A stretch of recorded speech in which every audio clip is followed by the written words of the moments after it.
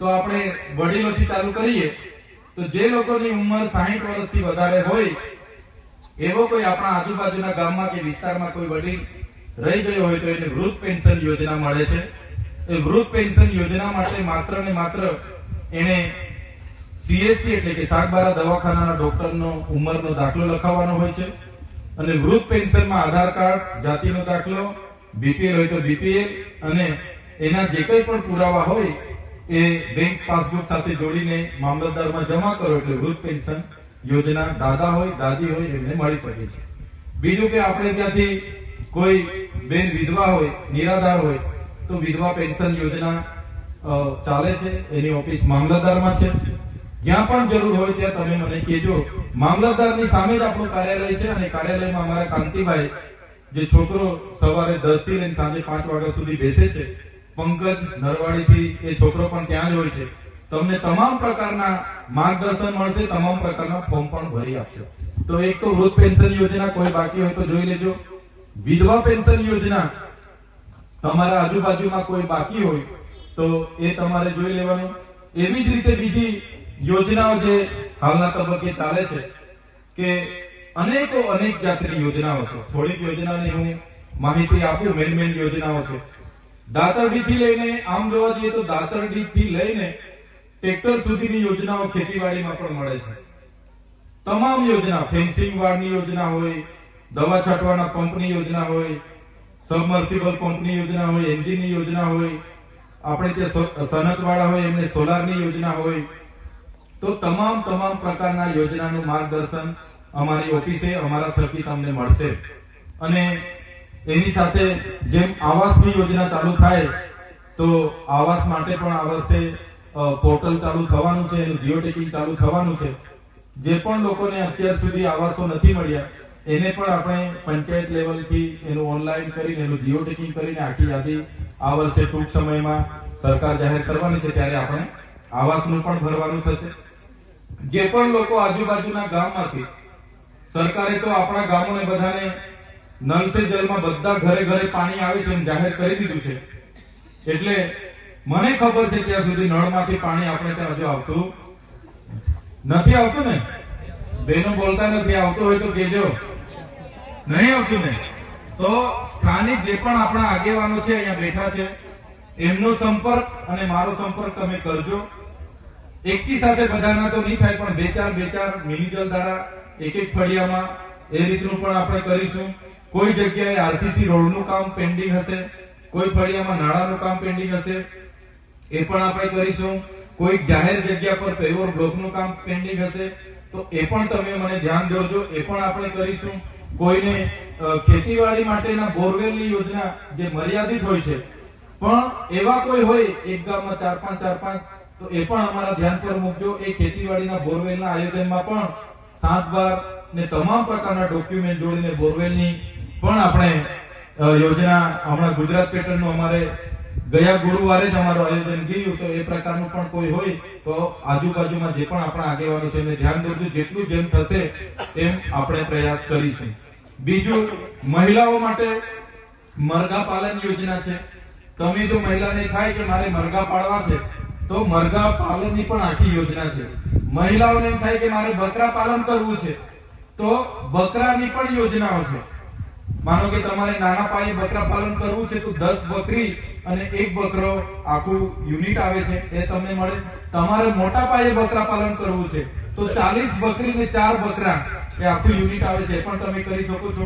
કોઈને ભેંસ માટે કે મારે ભેંસ પાળવી છે, પશુપાલન કરવું છે તો ભેંસની યોજના છે, ગાયની યોજના છે. સાથે સાથે ખેડૂતો માટે તમારે કલ્ટિવેટર, ટ્રેક્ટર, મિની ટ્રેક્ટર, તમારે ટ્રાન્સપોર્ટેશન માટે પિકઅપ લેવું છે એના માટે પણ યોજના છે. તમામ પ્રકારની તમને શું જોઈએ છે તમારે નક્કી કરીને અમારો સંપર્ક કરવાનો છે. કહેવાનો મતલબ યોજનાઓ બહુ બધી છે.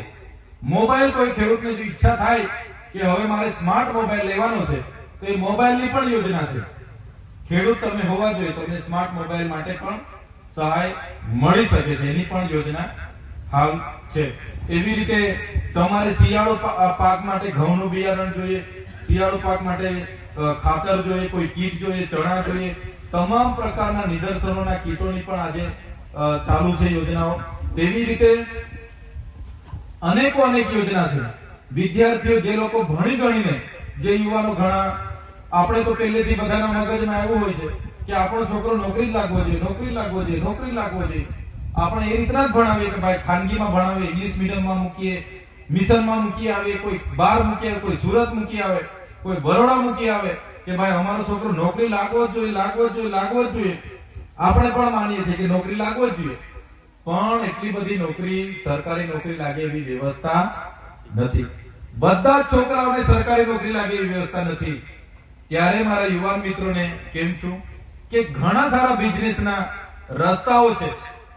આજે તમે સારા દુકાનો પણ તમે નાખી શકો છો. એક કોઈ સારું ભણ્યું એને ઈચ્છા થાય કે મારે દવા બિયારણનું દુકાન નાખવું છે, તો એનું પણ લાયસન્સ મળે છે, એની પણ સબસિડી મળે છે. એવી રીતના કોઈને કન્સ્ટ્રક્શનનું કામ કરવું છે, એનું પણ બધું થઈ શકે છે.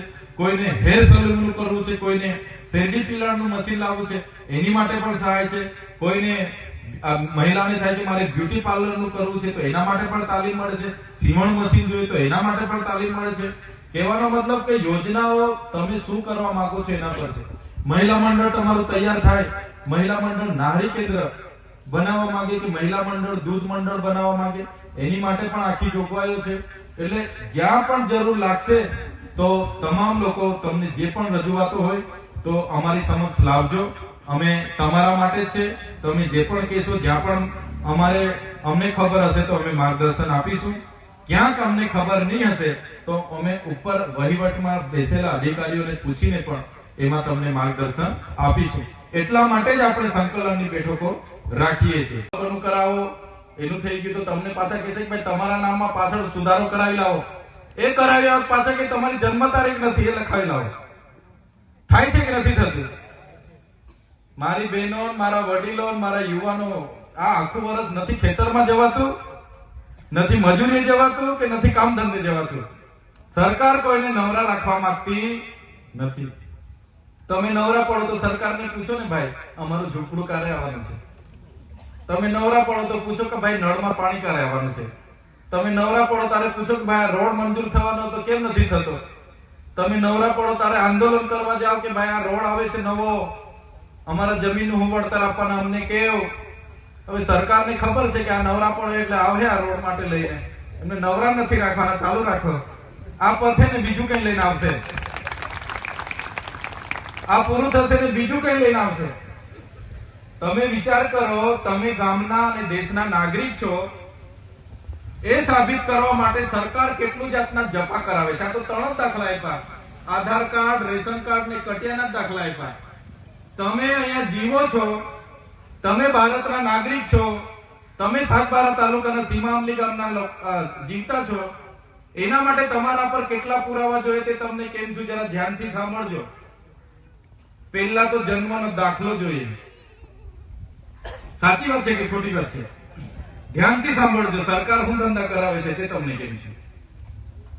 તમે સીમાઅમલી ગામના, સાગબારા તાલુકાના, નર્મદા જિલ્લાના, ગુજરાતના અને ભારતના નાગરિક છો એ સાબિત કરવા માટે તમારા પર જન્મનો દાખલો માંગે, એ પતે એટલે લિવિંગ સર્ટી, નિહાળનું સર્ટી માંગે, એ તમે હોદી લાવો એટલે આવકનો દાખલો માંગે, એ તમે હોદી લાવો એટલે કે જાતિનો દાખલો લાવો, એ તમે કઢાવી લાવો એટલે તમને ઘર વેરાની પાવતી લાવો, એ તમે કઢાવી લાવો એટલે આકારણી પત્રક લાવો, એ તમે કઢાવી લાવો એટલે તમે ગામમાં રહેતા છો એ ગામનો દાખલો લાવો, સરપંચનો.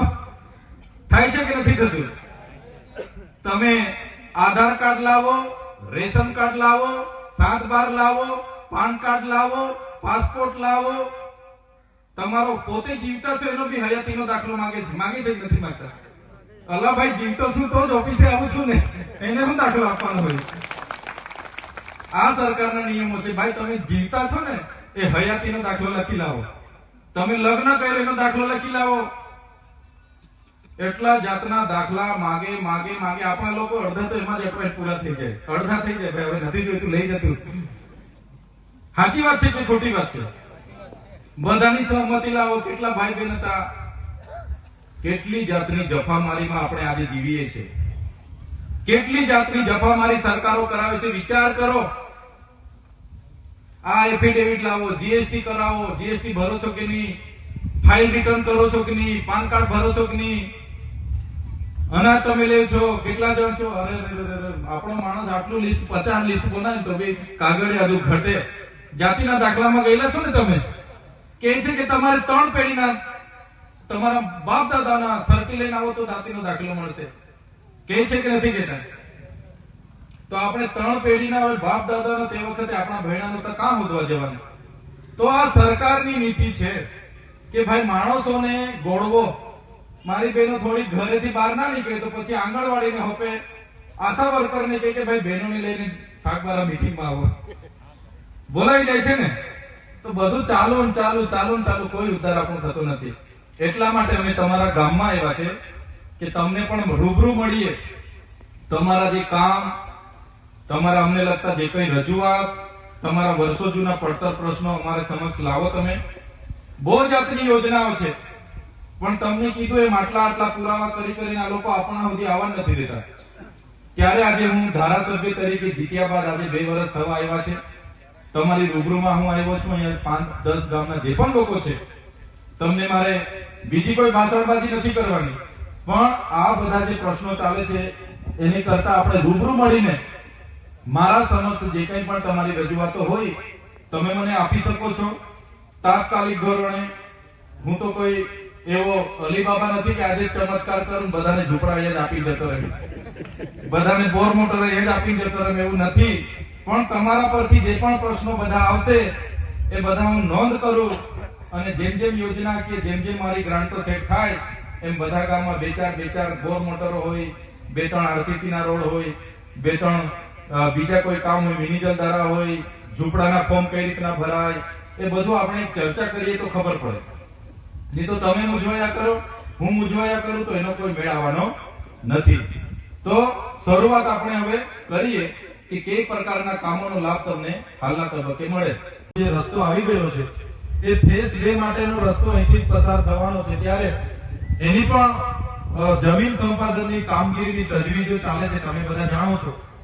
તો એમણે જે રીતે કીધું કે સરકાર જયારે આ વિસ્તારમાંથી રોડ લેવા માંગે છે,